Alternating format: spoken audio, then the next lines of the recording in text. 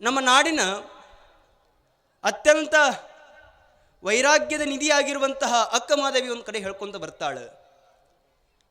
ಈ ಮನುಷ್ಯ ಜನ್ಮ ನಮಗೆ ಸಿಗಬೇಕಾಗಿತ್ತು ಅಂತಂದ್ರೆ ಎಷ್ಟು ದುರ್ಲಭದ ಈ ಮನುಷ್ಯ ಜನ್ಮ ಅಂತ ತಿಳ್ಕೊಂಡು ಕೇಳಿದ್ರ ಆಕೆ ಹೇಳ್ಕೊಂಡು ಬರ್ತಾಳ, ಒಂದಲ್ಲ ಎರಡಲ್ಲ ಮೂರಲ್ಲ ನಾಲ್ಕಲ್ಲ 84 ಲಕ್ಷ ಜೀವರಾಶಿಗಳಲ್ಲಿ ಬಂದೇ ಭಾರದ ಭವಂಗಳ ಉಂಡೆ ಉಂಡೆ. ಎಷ್ಟಂತ್ರಿ? ಒಂದಲ್ಲ ಎರಡಲ್ಲ ಮೂರಲ್ಲ ನಾಲ್ಕಲ್ಲ. ಒಂದು ಸಾರಿ ಈ ಮನುಷ್ಯ ಜನ್ಮಕ್ಕೆ ನಾವು ಬಂದಿಲ್ಲ. ಈ ಮನುಷ್ಯ ಜನ್ಮಕ್ಕೆ ನಾವು ಬರಬೇಕಾಗಿತ್ತು ಅಂತಂದ್ರೆ ಅನಂತ ಜನ್ಮಗಳನ್ನು ದಾಟ್ಕೊಂಡು ಈ ಮನುಷ್ಯ ಜನ್ಮಕ್ಕೆ ನಾವು ಬಂದೇವಿ. ಅವ್ರು ಹೇಳ್ತಾರೆ ಮುಂದುವರೆದು, ಹಿಂದಿನ ಜನ್ಮ ಏನಾದರೂ ಆಗಲಿ ಮುಂದೆ ನೀ ಕರುಣಿಸ ಚನ್ನ ಮಲ್ಲಿಕಾರ್ಜುನ. ಹಿಂದಿನ ಜನ್ಮದೊಳಗೆ ನನಗೆ ಏನಾಗ್ಯದ ಗೊತ್ತಿಲ್ಲ, ನಾನು ಹೆಂಗೆ ಬಂದೇನೋ ಇಲ್ಲೋ ಗೊತ್ತಿಲ್ಲ, ಆದ್ರೆ ಇವಾಗ ನನಗೆ ಮನುಷ್ಯ ಜನ್ಮ ಸಿಕ್ಕದ, ನಿನ್ನನ್ನು ನೆನೆಯುವಂಥ ಭಾಗ್ಯ ನನಗೆ ಸಿಕ್ಕದ, ಹಾಗಾಗಿ ಇಂದಾದರೂ ಆ ಭಾಗ್ಯವನ್ನು ಕರುಣಿಸು ಅಂತ ತಿಳ್ಕೊಂಡು ಅಕ್ಕ ಮಾದೇವಿ ಹೇಳ್ತಾ ಬರ್ತಾಳೆ. ಈ ಮನುಷ್ಯ ಜನ್ಮ ಬಹಳಷ್ಟು ದುರ್ಲಭದ. ಆದ್ರೆ ನಾವು ಈ ಮನುಷ್ಯ ಜನ್ಮಕ್ಕೆ ಬಂದ ಬಳಿಕ ಏನು ಮಾಡಬೇಕು ಅನ್ನೋದನ್ನು ಮರಿತೇವೆ, ಏನು ಮಾಡಬಾರ್ದು ಅನ್ನೋದನ್ನು ಮಾಡಲಿಕ್ಕೆ ಪ್ರಾರಂಭ ಮಾಡುತ್ತೇವೆ. ಏನಾದರೂ ಜೀವನದಾಗ ಜಗಳ ಮಾಡೋದು, ಮತ್ತೊಬ್ರಿಗೆ ಅಂಗಿಸೋದು, ಮತ್ತೊಬ್ರಿಗೆ ಕಾಡಿಸೋದು, ಮತ್ತೊಬ್ರು ಚೂಟೋದು, ಮತ್ತೊಬ್ಬರನ್ನ ಅಳಿಸೋದು ಬಿಟ್ರೆ ನಾವೇನೂ ಮಾಡೋಕತ್ತಿಲ್ಲ. ಮನೆಯಾಗಿಬ್ರು ಗಂಡ ಹೆಂಡ್ತಿದ್ರಿ, ಆಗ ಮದುವೆ ಆಗಿತ್ತು, ಮನೆ ಭಾಳ ಚಲೋ ನಡ್ಕೊಂಡು ಹೊಂಟಿತ್ತು. ಮನ್ಯಾಗ ಹೆಂಡ್ತಿ ರೊಟ್ಟಿ ಮಾಡಾಕತ್ತಿದ್ಲು, ಗಂಡ ಬಂದಿವ ಬರೋಣ ಎಲ್ಲಿ ಕುಂತ ರೊಟ್ಟಿ ಮಾಡಾತ್ಲಿ ಹೆಣ್ಮಗಳು, ಆಕಿನ ಮುಂದೆ ಬಂದು ಕೂತ. ಇವ ಬಂದು ಕುಂತ ಅನ್ನಂತ, ಏನಿಲ್ಲ ನಮ್ಗೆ ಹುಟ್ಟು ನಮ್ಮ ಮಗನಿಗೆ ನಾವು ಚಲೋ ಡಾಕ್ಟರ್ ಮಾಡೋಣ ಅಂದ. ಯಾರಿಗ್ರಿ? ಯಾರಿಗಯ್ಯವ? ಹೆಂಡ್ತಿಗೆ. ನನ್ನ ಮಗಗೆ ಚಲೋ ಡಾಕ್ಟರ್ ಮಾಡೋಣ ಅಂತ ಹೆಂಡ್ತಿಗೆ ಅಂದ. ಅಕ್ಕಿ ಹೆಂಡ್ತಿ ಸುಮ್ಮ ರೊಟ್ಟಿ ಬಡಿಯಾಕಿ ಆಯ್ತು ತಗೋ ನೋಡೋಣ ಅಂತ ತಿಳ್ಕೊಂಡು ಅಂದ್ರೆ ಮುಗಿದು ಹಾಕಿ ತಕ್ಕಿ ಅಂದ್ಲು. ಇಲ್ಲ ನನ್ನ ಮಗನ ಇಂಜಿನಿಯರ್ ಮಾಡೋಕೆ ಅಂದ್ಲಕ್ಕಿ. ಅಣ್ಣನ ಇವಂಗ ಸ್ಟಾರ್ಟ್ ಆಯ್ತು ನೋಡ್ರಿ. ಇಲ್ಲ ನನ್ನ ಮಗನ ಡಾಕ್ಟರ್ ಮಾಡವಂತೀವ, ಇಲ್ಲ ನನ್ನ ಮಗನ ನಾನು ಇಂಜಿನಿಯರ್ ಮಾಡವಂತ ಅಕ್ಕಿ. ಇಬ್ಬರು ಜಗಳ ಸ್ಟಾರ್ಟ್ ಆಯ್ತು. ಸ್ಟಾರ್ಟ್ ಆಗಿದ್ದ ಜಗಳ ಇವರಿಬ್ಬರು ಬಾಯಿ ಕೇಳಿ ಪಕ್ಕದ ಮನೆಯವ್ರು ಬಂದ್ರಿ ಜಗಳ ಬಿಡಿಸಕ್ಕೆ. ಯಾಕೆ ಏನಾಗ್ಯದ? ನೋಡ್ರಿ ನನ್ನ ಮಗನ ನಾನು ಡಾಕ್ಟರ್ ಮಾಡ್ಬೇಕಂತೀನಿ, ಇಕ್ಕಿ ಅಂತಾಳ, ಅವ್ನು ಇಂಜಿನಿಯರ್ ಮಾಡ್ತೀನಿ ಅಂತಾಳ. ಜಗಳ ಚಲೋ ಆಯ್ತು. ಪಕ್ಕದ ಮನೆಯವ್ರು ಜಗಳ ಬಗೆಹರಲಿಲ್ಲ. ಮುಂದೇನೀಗ? ಊರಾಗ 4 ಮಂದಿ ಕಾಯ್ತಿರ್ತಾವೆ ನೋಡ್ರಿ, ಜಗಳ ಬಿಡ್ಸಕ್ಕಂತ ಕಾಯ್ತಿರ್ತಾರೆ. ಅವ್ರು ಎಲ್ಲಿ ಜಗಳ ಹಚ್ಚಾವ, ಎಲ್ಲಿ ಹೋಗಿ ನ್ಯಾಯ ಮಾಡ್ಯಾವಂತ ಕಾಯ್ತಿರ್ತಾವ. ಅವು ಬಂದು ಆವಂತವ ನಿಮ್ಮ ಜಗಳ?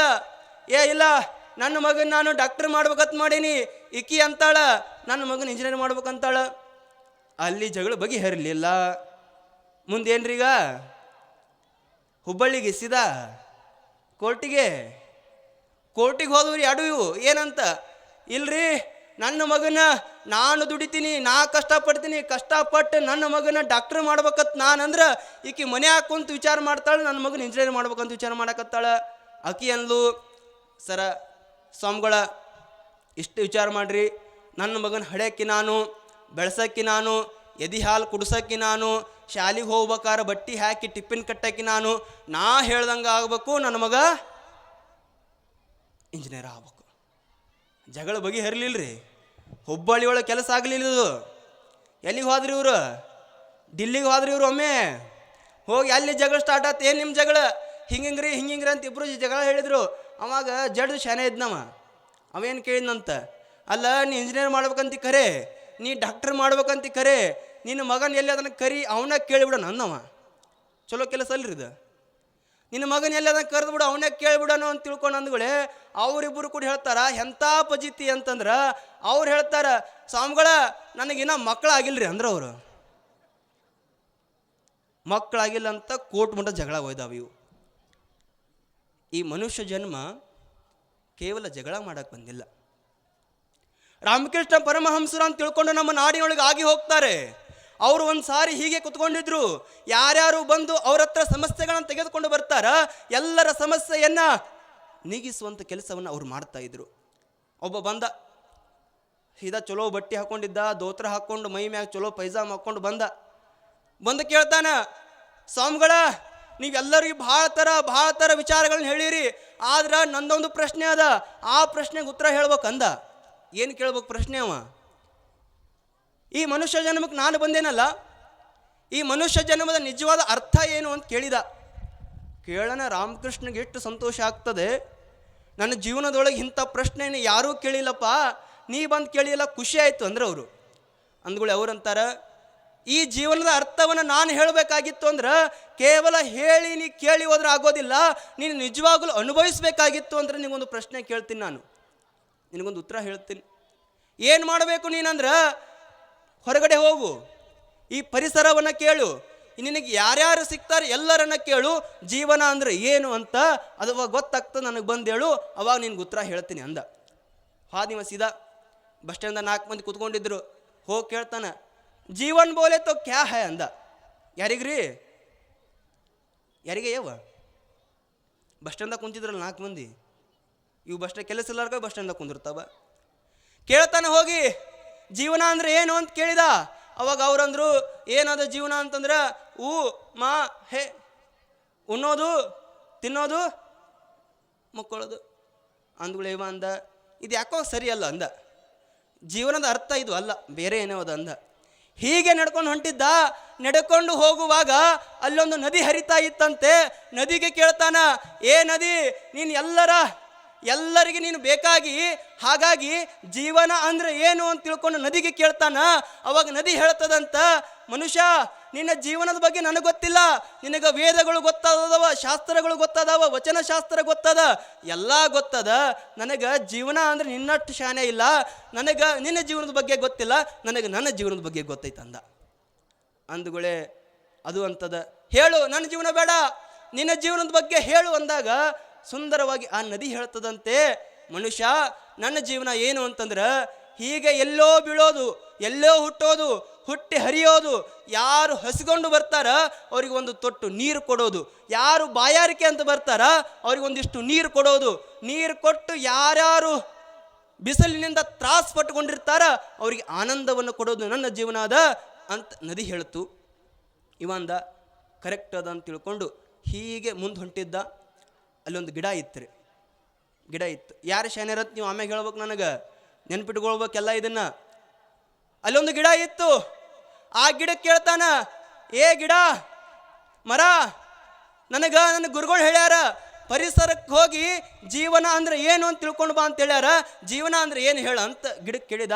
ಅವಾಗ ಗಿಡ ಹೇಳ್ತದ, ಜೀವನ ಅಂದ್ರೆ ಏನು ಅಂತ ತಿಳ್ಕೊಂಡು ಕೇಳಿದ್ರ, ನನಗೆ ನಿನ್ನ ಜೀವನದ ಬಗ್ಗೆ ಗೊತ್ತಿಲ್ಲಪ್ಪ, ನನಗೆ ನನ್ನ ಜೀವನದ ಬಗ್ಗೆ ಗೊತ್ತದ ಅಂತ ಗಿಡ ಹೇಳಿದಾಗ, ನಿನ್ನ ಜೀವನದ ಬಗ್ಗೆನ ಹೇಳು ಅಂದಾಗ ಆ ಗಿಡ ಹೇಳ್ತದಂತ, ಜೀವನ ಅಂದ್ರೆ ಏನು ಅಂತಂದ್ರೆ ಬಿಸಿಲೊಳಗೆ ನಿಂದ್ರೋದು, ಬೆಳೆಯೋದು, ಬೆಳೆದು ನಿಂತು ಎಲ್ಲಿಂದನೋ ನೀರು ತೆಗೆದುಕೊಂಡು ಬಂದು ಅದನ್ನು ಸೇವನೆ ಮಾಡಿ ಯಾರು ಹಸಿವಂತ ಬರ್ತಾರ ಅವರಿಗೆ ಹಣ್ಣನ್ನು ಕೊಡೋದು, ಕೊಟ್ಟು ಅವನೊಂದು ಆನಂದಪೂರಿತವನ್ನಾಗಿ ಮಾಡೋದು, ಮಾಡಿ ಆ ಆನಂದವನ್ನು ನೋಡೋದು, ಇದೇ ಜೀವನ ಅಂತ ಗಿಡ ಹೇಳ್ತ್ರಿ. ಗಿಡ ಹೇಳ್ತು. ಹೇಳಿದ್ಗಳು ಇವ ಅಂದ, ಆಯಿತು ಅಂತ ತಿಳ್ಕೊಂಡು ಗುರುಗಳ ಹತ್ರ ಬರುವಾಗ ಅಲ್ಲೊಂದು ನೊಣ ಹಾರಿ ಹೊಂಟಿತ್ತು ರೀ. ನೊಣ ಏನೇವ ನೊಣ ಹಾರಿ ಹೊಂಟಿತ್ತು. ನೊಣಕ್ಕೆ ಕೇಳ್ತಾನ, ಯಾ ನೊಣ ಅದು? ಈ ಹೊಲಸು ಮ್ಯಾಗ ಕುಂದಿರ್ತಾವಲ್ರಿ ಆ ನೊಣ ಅಲ್ಲದು, ಹೂವಿನ ಮ್ಯಾಗ ಕುಂತು ಹೂವಿನ ಮಕರಂದವನ್ನು ಹೀರುವಂಥ ನೊಣ ಅದು, ಜೇನು ನೊಣ. ಜೇನು ನೊಣಕ್ಕೆ ಕೇಳ್ತಾನಂತ, ಏ ಜೇನು ನೊಣ, ಜೀವನ ಅಂದ್ರೆ ಏನು ಅಂತ ಕೇಳಿದಾಗ ಆ ಸಣ್ಣ ಕ್ರಿಮಿ ಹೇಳ್ತದೆ, ಆ ಸಣ್ಣ ಕ್ರಿಮಿ ಹೇಳ್ತದ ಜೀವನ ಅಂತ ತಿಳ್ಕೊಂಡು ಕೇಳಿದ್ರ, ನನಗೇನೂ ಗೊತ್ತಿಲ್ಲಪ್ಪ, ಏನು ಮಾಡ್ಬೇಕಂತ ನನಗೆ ಗೊತ್ತಿಲ್ಲ, ಜೀವನ ಅಂತ ತಿಳ್ಕೊಂಡು ಕೇಳಿದ್ರ ದೂರ ದೂರ ಹಾರಿ ಹೋಗೋದು, ಹಾರಿ ಹೋಗಿ ಅಲ್ಲಿರುವಂಥ ಮಕರಂದವನ್ನು ಹಿಡ್ಕೊಂಡು ಬರೋದು, ಎಲ್ಲೋ ಗಿಡದೊಳಗೆ ಒಂದು ಗೂಡು ಕಟ್ಟೋದು, ಗೂಡು ಕಟ್ಟಿ ಗೂಡಿನೊಳಗೆ ಸಿಹಿಯನ್ನು ತುಂಬೋದು, ತುಂಬಿ ಯಾರು ಹಸಿವಂತ ಬರ್ತಾರ ಅವ್ರಿಗೆ ಜೇನನ್ನು ಉಣಿಸೋದು, ಉಣಿಸಿ ಆನಂದ ಪಡೋದು, ಇದು ನನ್ನ ಜೀವನ ಅಂತದು. ಏನ್ರಿದು?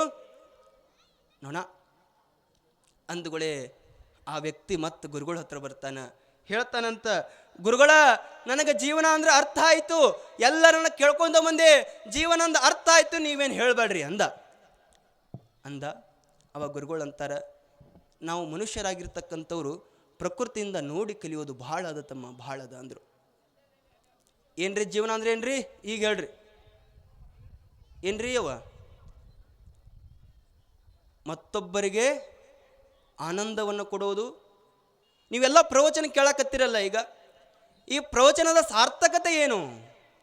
ಸಾರ್ಥಕತೆ ಏನು? ನಿಮ್ಗೆ ಭಾಳ ದೊಡ್ಡ ಯೋಗಿ ಆಗ್ರಿ ಅಂತ ಪ್ರವಚನ ಕೇಳಕ್ಕೆ ಹಚ್ಚಿಲ್ಲ, ಭಾಳ ದೊಡ್ಡ ಸಾಧನೆ ಮಾಡ್ಬೇಕಂತ ನಿಮ್ಮ ಪ್ರವಚನ ಕೇಳಕ್ಕೆ ಹಚ್ಚಿಲ್ಲ. ನೀವು ಪ್ರವಚನ ಕೇಳಬೇಕಾಗಿದ್ದು ಎದಕ್ಕಂತಂದ್ರೆ ಇನ್ನೇನೋ ಆಗ್ಬೇಕಂತಲ್ಲ, ಯೋಗಿ ಆಗಬೇಕು, ಮತ್ತೊಂದು ಆಗಬೇಕು, ಮಗನೊಂದು ಆಗ್ಬೇಕಂತಲ್ಲ, ನೀವು 4 ಮಂದಿಗೆ ಉಪಯೋಗಿ ಆದ್ರೆ ಸಾಕು ಈ ಪ್ರವಚನದ ಸಾರ್ಥಕತೆ ಆಗ್ತದ ಅನ್ನುವಂಥದ್ದನ್ನು ತಾವೆಲ್ಲ ತಿಳ್ಕೊಳ್ಬೇಕು. ಅಂಥ ಸಾರ್ಥಕದ ಜೀವನವನ್ನು ಮಾಡ್ತಕ್ಕಂಥವ್ರು ಯಾರಾದರೂ ಇದ್ದರೆ ಈ ಭೂಮಿ ಮ್ಯಾಗ ಸದ್ಗುರುನಾಥ ಒಬ್ಬನೇ. ನೀವು ಪುಣ್ಯವನ್ನು ಗಳಿಸ್ಬೇಕಾಗಿತ್ತು ಇಂಥ ಮಠಗಳಿಗೆ ಬರಬೇಕು. ಪುಣ್ಯ ಮಾಡಬೇಕಾಗಿತ್ತು ಅಂತಂದ್ರೆ ಇಂಥ ಪುರಾಣವನ್ನು ಕೇಳಬೇಕು. ಯಾಕೆ ಪುಣ್ಯ ಮಾಡ್ಬೇಕ್ರಿ? ಯಾಕೆ ಮಾಡ್ಬೇಕು? ಅಯ್ಯೋ ಪುಣ್ಯ ಯಾಕೆ ಮಾಡ್ಬೇಕು? ಏನಿಲ್ರಿ, ಚಲೋ ಏನು ಸಿಗ್ಬೇಕಂದ್ರೆ ಪುಣ್ಯ ಮಾಡಿರ್ಬೇಕ್ರಿ, ಅದಕ್ಕೆ ಪುಣ್ಯ ಮಾಡ್ಬೇಕ್ರಿ ಅಂತೀರಿ ನೀವು. ಹಾಗೆಲ್ಲ ಹೇಳ್ತಾರೆ. ಒಂದು ಕಡೆ ಶಿವರುದ್ರಪ್ಪನವ್ರು ಹೇಳ್ತಾರ, ದರಾ ಬೇಂದ್ರೆ ಅವ್ರು ಹೇಳ್ತಾರ. ಏನು ಹೇಳ್ತಾರ ಅಂತಂದ್ರೆ, ಈ ಭೂಮಿ ಮ್ಯಾಗ ಬರಬೇಕಾಗಿತ್ತು ಅಂತಂದ್ರೆ ಚಲೋ ದಿನ ಹುಟ್ಟಬೇಕಾಗಿತ್ತು ಅಂದ್ರು ಪುಣ್ಯ ಮಾಡಿರ್ಬೇಕಂತೇವ. ಏನು ಮಾಡ್ಬೇಕು? ಚಲೋ ದಿನ ಹುಟ್ಟಬೇಕಾಗಿತ್ತು ಅಂದ್ರು ಪುಣ್ಯ ಮಾಡ್ಬೇಕಂತ. ಅಂದ್ರೆ ನಮಗೆ ಬೇಕಾದಂಗೆ ಸಿಗಂಗಿಲ್ರಿ ಹುಟ್ಟು. ನಾವು ಅನ್ಕೊಳ್ತೇವಿ ಹೊಸ ವರ್ಷ ದಿನ 1ನೇ ತಾರೀಕು ಹುಟ್ಟಬೇಕಂದ್ರೆ ಸಿಗ್ತದನ್ರಿ? ಸಿಗಲ್ಲ. ಒಳ್ಳೆ ಮುಹೂರ್ತದೊಳಗೆ ಹುಟ್ಟಬೇಕಂದ್ರೆ ಹುಟ್ಟು ಸಿಗ್ತದನ್ರಿ? ಸಿಗಲ್ಲ. ಒಳ್ಳೆ ಶ್ರೀಮಂತರ ಮನೆಯೊಳಗೆ ಹುಟ್ಟು ಸಿಗ್ಬೇಕಂದ್ರೆ ಸಿಗ್ತದನ್ರಿ? ಸಿಗಲ್ಲ. ಒಳ್ಳೆ ಹುಟ್ಟು ಸಿಗ್ಬೇಕಂದ್ರೂ ಪುಣ್ಯ ಮಾಡಿರ್ಬೇಕಂತ, ಒಳ್ಳೆ ಸಾವು ಸಿಗ್ಬೇಕಂದ್ರೂ ಪುಣ್ಯ ಮಾಡಿರ್ಬೇಕಂತ. ಈ ಹುಟ್ಟು ಸಾವು ಸಿಗ್ಬೇಕಾಗಿತ್ತಂದ್ರೆ ಪುಣ್ಯ ಮಾಡಿರ್ಬೇಕಂತ ಅವ್ರು ಹೇಳ್ತಾರ. ಸಾವು ಸಿಗ್ಬೇಕಾಗಿತ್ತಂದ್ರೂ ಪುಣ್ಯ ಮಾಡಿರ್ಬೇಕಂತ ನೋಡ್ರಿ. ಸಾಯೋದು ಭಾಳ ಸರಳ ಅಂತ ನೀವು ಅನ್ಕೊಂಡಿರಿ. ಅವ್ರು ಹೇಳ್ತಾರ ಹೆಂಗೆ ಸಾಯಬೇಕು ಮನುಷ್ಯ ಅಂತಂದ್ರೆ ಎಷ್ಟು ಚಂದ ಹೇಳ್ಕೊಂಡು ಬರ್ತಾರೆ ನೋಡ್ರಿ. ಅವ್ರು ಹೇಳ್ತಾರ ಊರಾಗ ಹಬ್ಬ ಇರಬಾರ್ದಂತ, ಮನ್ಯಾಗ ಕಾರ್ಯಕ್ರಮ ಇರಬಾರ್ದಂತ. ಊರಾಗ ಹಬ್ಬ ಇರಬಾರ್ದು, ಮನ್ಯಾಗ ಕಾರ್ಯಕ್ರಮ ಇರಬಾರ್ದು, ಊರೊಳಗೆ ಜಿಟಿ ಮಳಿ ಇರಬಾರ್ದಂತ, ಅವತ್ತು ರವಿವಾರ ಇರ್ಬೇಕಂತ, ಶಾಲೆಲ್ಲ ರಜಾ ಇರ್ಬೇಕಂತ, ಅವಾಗ ನಂಗೆ ಸಾವು ಬರ್ಬೇಕಂತ ಅವ್ರು ಹೇಳ್ತಾರೆ. ಇತ್ತು ಅಂದ್ರೆ ಪುಣ್ಯ ಮಾಡಿರ್ಬೇಕು. ಒಳ್ಳೆ ಹುಟ್ಟು ಸಿಗಬೇಕಾಗಿತ್ತು ಅಂದ್ರೆ ಪುಣ್ಯ ಮಾಡಿರ್ಬೇಕು. ಅಂತ ಪುಣ್ಯ ಮಾಡೋಕೆ ನಮಗೆ ಅವಕಾಶ ಸಿಕ್ಕಿದ್ದು ಈ ವೇದಿಕೆ ಅನ್ನುವಂಥದ್ದನ್ನು ನಾವೆಲ್ಲರೂ ತಿಳ್ಕೊಳ್ಬೇಕು. ಆ ಪುಣ್ಯ ಬರಬೇಕಾಗಿತ್ತು ಅಂದ್ರೆ 4 ಮಂದಿ ಒಳ್ಳೇದು ಮಾಡಬೇಕು. ಆ ಒಳ್ಳೆ ಮಾಡಬೇಕು ಅನ್ನುವಂಥ ಬುದ್ಧಿ ನಮಗೆ ಬರಬೇಕಾಗಿತ್ತು ಅಂತಂದ್ರೆ ಇಂಥ ಕಾರ್ಯಕ್ರಮಕ್ಕೆ ಬರಬೇಕು. ಒಳ್ಳೆ ಮಾಡೋದು ಹೆಂಗೆ ಅಂತ ತಿಳ್ಕೊಳ್ಬೇಕಾಗಿತ್ತು ಅಂದ್ರೆ ಪುರಾಣ ಪ್ರವಚನವನ್ನು ಕೇಳಬೇಕು ಅನ್ನುವಂಥ ಮಾತುಗಳನ್ನು ಈ ಸಮಯದೊಳಗೆ ಹೇಳಕ್ಕೆ ಇಚ್ಛೆ ಪಡ್ತೇನೆ. ತಾವೆಲ್ಲರೂ ಕೂಡ ಅಂಥ ಪುಣ್ಯವನ್ನು ಗಳಿಸೋದ್ರಲ್ಲಿ ಬಹಳಷ್ಟು ಮುಂದಿದ್ದೀರಿ ಅನ್ನುವಂಥ ಮಾತುಗಳನ್ನು ಕೂಡ ಈ ಸಮಯದೊಳಗೆ ಹೇಳ್ತಾ ಕಡೆಗೆ ಒಂದು ಮಾತನ್ನು ಹೇಳ್ತೇನೆ. ಹಿಂದೊಂದು ಕಾಲ ಇತ್ತು. ಆ ಕಾಲನಾಗ ಹೇಳ್ತಿದ್ರಂತ ಎಲ್ಲರೂ ಏನಂತ, ಬಾನಶ್ಚಿಷ್ಟಂ ಜಗತ್ಸರ್ವಂ ಅಂತ ಒಂದು ಮಾತಿತ್ರಿ. ಏನ್ರಿ? ಬಾನಶ್ಚಿಷ್ಟಂ ಜಗತ್ಸರ್ವಂ ಅಂತಂದ್ರೆ ಬಾನ ಅನ್ನುವಂಥ ಒಬ್ಬ ಕವಿ ಇದ್ದ. ಆ ಕವಿ ಬರದೇ ಇರುವಂಥ ಕವಿತೆಗಳು ಯಾವೂ ಇರಲಿಲ್ಲ ಅಂತ. ಆತ ಎಲ್ಲ ಥರದ ಕವಿತೆಗಳನ್ನು, ಎಲ್ಲ ಥರದ ರಸಗಳನ್ನು ಬರೆದು ಬಿಟ್ಟಿದ್ದಂತ. ಆತ ಬರೆದು ಬಿಟ್ಟಿದ್ದೆಲ್ಲ ಕವಿಗಳು ಬರಿಬೇಕು ಅನ್ನುವಂಥ ದೃಷ್ಟಿಯೊಳಗೆ ಬಾನಶ್ಚಿಷ್ಟಂ ಜಗತ್ಸರ್ವಂ ಅಂತ ಒಂದು ಮಾತಿತ್ತು. ಆದ್ರೆ ಇವಾಗ ನಾವೇನು ಹೇಳಬೇಕಾಗಿತ್ತು ಅಂತಂದ್ರೆ, ಇವತ್ತು ಯಾವುದೇ ಒಬ್ಬ ಸಾಧಕ ಪ್ರವಚನ ಮಾಡ್ತಾನೆ ಅಂತಂದ್ರೆ, ಯಾವುದೇ ಒಬ್ಬ ಸಾಧಕ ಏನಾದರೂ ಒಳ್ಳೆಯ ನುಡಿಮುತ್ತುಗಳನ್ನ ಹೇಳ್ತಾನೆ ಅಂತಂದ್ರೆ ಅದು ಎಲ್ಲವೂ ಕೂಡ ಯಾರು ಹೇಳಿಬಿಟ್ಟಿದ್ದು ಅಂತಂದರೆ ನಮ್ಮ ಮನಕವಾಡದ ಪರಮ ಪೂಜ್ಯರು ಹೇಳಿಬಿಟ್ಟಿದ್ದನ್ನೇ ಹೇಳಬೇಕು ಅನ್ನುವಂಥದ್ದನ್ನು ತಾವೆಲ್ಲ ತಿಳ್ಕೊಳ್ಬೇಕು. ಆ ಪರಮ ಪೂಜ್ಯರು ನಡೆದು ಹೋದ ದಾರಿಯನ್ನು ನಾವೆಲ್ಲರೂ ಕೂಡ ಅನುಕರಣೆ ಮಾಡಿಕೊಂಡು ನಡೆಯುವಂಥ ಪ್ರಯತ್ನವನ್ನು ನಾವೆಲ್ಲರೂ ಕೂಡ ಮಾಡ್ತಾ ಇದ್ದೀವಿ ಅನ್ನುವಂಥ ಮಾತುಗಳನ್ನು ಈ ಸಮಯದಲ್ಲಿ ಹೇಳಕ್ಕೆ ಇಚ್ಛೆ ಪಡ್ತೇನೆ. ಈ ವೇದಿಕೆ ಒಳಗೆ 2 ವರ್ಷದಿಂದ ಮಾತಾಡಿದ್ದೆ. ನಾನು ಯಾವಾಗ ಮಾತಾಡಿದ್ದೆ? 2 ವರ್ಷದಿಂದ. ಯಾವಾಗ ರೀ ಸ್ವಾಮಿಗಳಂದ್ರೆ ಈ ಸ್ಕೂಲ್ ಉದ್ಘಾಟನೆ ಇರುವಂಥ ಸಮಯದೊಳಗೆ ಅವಾಗ ಒಂದು ಮಾತು ಹೇಳಿದ್ದೆ. ಅಜ್ಜವ್ರ ನಾವು ಎಲ್ಲ ಮಠಕ್ಕೆ ಹೊಂಟೇವಿ, ಎಲ್ಲ ಮಾಡಾಕತ್ತೀವಿ, ನಮಗೆ ಯಾಕೆ ಪುಣ್ಯ ಬರೋವಲ್ರಿ ಅಂತ ನಿಮ್ಗೆ ಯಾರಾದರೂ ಪ್ರಶ್ನೆ ಇದ್ರೆ ನಿಮಗೊಂದು ಕತೆ ಹೇಳಿದ್ದೆ ನಾನು. ಏನು ಅಂತಂದ್ರೆ ಆ ಹಿಮಾಲಯದೊಳಗಿರುವಂತಹ ಮಹರ್ಷಿಗಳ ಕಥೆಯನ್ನು ಹೇಳಿದ್ದೆ. ಶಗನಿ ಬುಟ್ಟಿ ಅನ್ನುವಂಥ ಒಂದು ಕತೆ. ಆ ಶಗನಿ ಬುಟ್ಟಿಗೆ ಶಗನಿ ಹತ್ಕೊಂಡಿತ್ತಂತ. ಆ ಶಗನಿಯನ್ನು ಬಿಡಿಸ್ಬೇಕಾಗಿತ್ತು ಅಂತಂದ್ರೆ, ಈ ಶಗನಿ ಸ್ವಚ್ಛ ಆಗಬೇಕಾಗಿತ್ತು ಅಂತಂದ್ರೆ ಗುರುಗಳು ಹೇಳ್ತಾರಂತ, ಈ ಶಗನಿ ಬುಟ್ಟಿ ಸ್ವಚ್ಛ ಆಗಬೇಕಾಗಿತ್ತಂದ್ರೆ ತಮ್ಮ ನೀ ಹೋಗಿ ನದಿ ಒಳಗೆ ಏನೂ ಮಾಡಬೇಡ, ಬುಟ್ಟಿ ತಳ್ಯಾಕೆ ಹೋಗ್ಬೇಡ, ನೀ ನದಿಗೆ ಹೋಗಿ ನೀರು ತೊಗೊಂಡು ಬಾ ಮಠಕ್ಕ ಅಂತ ತಿಳ್ಕೊಂಡು ಅಜ್ಜ ಅವ್ರು ಹೇಳಿದರು. ಬುಟ್ಟಿ ಎದ್ರದ್ರಿ? ಶಗನಿ ಬುಟ್ಟಿ. ನೀವೇನು ಸ್ಟೀಲಿನ ಬುಟ್ಟಿ ಹಾಕಿ ಶಗನಿ ತುಂಬ್ತೀರೇನ್ರಿ? ಯಾವ ಬುಟ್ಟೆ ತುಂಬ್ತೀರಿ? ಬಿದಿರಿನ ಬುಟ್ಟೆ ತುಂಬ್ತಿರಿಲ್ಲ? ಆ ಬಿದಿರಿ ಬುಟ್ಟಿ ತೊಗೊಂಡು ಗುರುಗಳು ಹೇಳ್ಯಾರ, ಶಗನಿ ಬುಟ್ಟಿ ತೊಗೊಂಡು ಹೋಗಿ ನೀರು ತುಂಬ್ಕೊಂಡು ಬಾ ಅಂತ ಅವ್ರು ಹೇಳ್ಯಾರ. ಅವಾಗ ಅಮ್ಮ ಅನ್ನಂತ ಈ ಶಗನಿ ಬುಟ್ಟಿ ಒಳಗೆ ಬಿದಿರಿನ ಬುಟ್ಟಿ ಒಳಗೆ ನೀರು ಹೆಂಗೆ ತರೋದು ಅಂತ ತಿಳ್ಕೊಂಡು ಗುರುಗಳು ಹೇಳ್ಯಾರ ಅಂತ ತಿಳ್ಕೊಂಡು ನದಿಗೆ ಹೋದ. ನದಿ ಒಳಗೆ ನೀರು ತುಂಬ್ಕೊಂಡ ಮಠಕ್ಕೆ ಬರಾಕತ್ತಿದ್ದ. ಮಠಕ್ಕೆ ಬರುವಾಗ ಆ ನೀರು ಇನ್ನೇನು ಮಠ ಮುಟ್ಟು ಸ್ವಲ್ಪ ಇತ್ತು, ನೀರು ಖಾಲಿ ಆಯಿತು. ಅಮ್ಮ ಅಂದ ಮತ್ತೊಮ್ಮೆ ತುಂಬ್ಕೊಂಬರ್ಬೇಕಂತ ಮತ್ತೊಮ್ಮೆ ಹೋದ. ಹೀಗೆ ಹಿಂಗೆ ಮಾಡ್ಕೊತ 10-20 ಸಾರಿ ನದಿಗೆ ಹೋಗಿ ತುಂಬ್ಕೊಂಡು ಬಂದಿದ್ದ. ಲಾಸ್ಟ್ನೇ ಸಾರಿ 21ನೇ ಸಾರಿ ಆ ನದಿಗೆ ಹೋಗಿ ಬುಟ್ಟಿಯನ್ನು ತುಂಬಿಕೊಂಡು ಬರುವಾಗ ಯಾವಾಗ ನದಿ ಒಳಗೆ ಎದ್ದಿದ್ದ, ನದಿ ಒಳಗೆ ಎದ್ದ ತಕ್ಷಣನೇ ಆ ಬುಟ್ಟಿ ಒಳಗಿನ ನೀರೆಲ್ಲ ಖಾಲಿ ಆಗಿತ್ತು. ಯಾಕೆ ಖಾಲಿ ಆಗಿತ್ತು ರೀ? ಯಾಕೆ ಖಾಲಿ ಆಗಿತ್ತೆ ಇವ? ಎಷ್ಟು ಶಾನೆ ಅದ್ರಿ ನಮ್ಮ ತಾಯಿಯಂದಿರು. ನಮ್ಮ ಗಣಮಕ್ಕಳು ನೋಡ್ರಿ, ನಮಗೇನು ಸಂಬಂಧ ಇಲ್ರಿ ಸ್ವಾಮಿಗಳು. 2 ವರ್ಷದಿಂದ ಹೇಳಿದ ಕತಿ ನಮ್ಮ ಹೆಣ್ಮಕ್ಳಿಗೆ ನೆನಪದ. ಏನಾಗಿತ್ತು ಅಂತಂದ್ರೆ, ಯಾವಾಗ ಶಗಣಿ ಬುಟ್ಟಿಗೆ ಶಗಣಿ ಹತ್ಕೊಂಡಿತ್ತು, ಆ ಶಗಣಿ ಕಳಿಬೇಕಾಗಿತ್ತು ಅಂತಂದ್ರೆ 20 ಸಾರಿ ನದಿ ಒಳಗೆ ಎದ್ದಿ ತೆಗೆದಾಗ ಆ ಶಗಣಿ ಬುಟ್ಟಿನ ಶಗಣಿ ಹೋಗಿತ್ತಂತ. ಹಂಗೆ ನಾವು ಕೂಡ ಬಹಳಷ್ಟು ಈ ನೋಡಿ ಕಣ್ಣು ಹೊಲಸಾಗ್ಯದ, ಕೇಳಿ ಕಿವಿ ಹೊಲಸಾಗ್ಯಾವ, ನಡೆದು ಕಾಲೆಲ್ಲ ಬೇರೆ ಕಡೆ ಹೊಂಟಾವ. ಈ ಎಲ್ಲ ಕಳೆದು ಹೋಗಿ ನಾವು ಪರಮ ಪವಿತ್ರರು ಆಗಬೇಕಾಗಿತ್ತು ಅಂತಂದ್ರೆ 1 ಸಾರಿ 2 ಸಾರಿ 3 ಸಾರಿ ಮಠಕ್ಕೆ ಬಂದ್ರೆ ಆಗೋದಿಲ್ಲ. ನಮ್ಮ ಜೀವನ ಇರೋವರೆಗೂ ಮಠಕ್ಕೆ ಬಂದ್ರೆ ನಮ್ಮ ಜನ್ಮ ಪಾವನ ಆಗ್ತದ. ಈ ಬುಟ್ಟಿ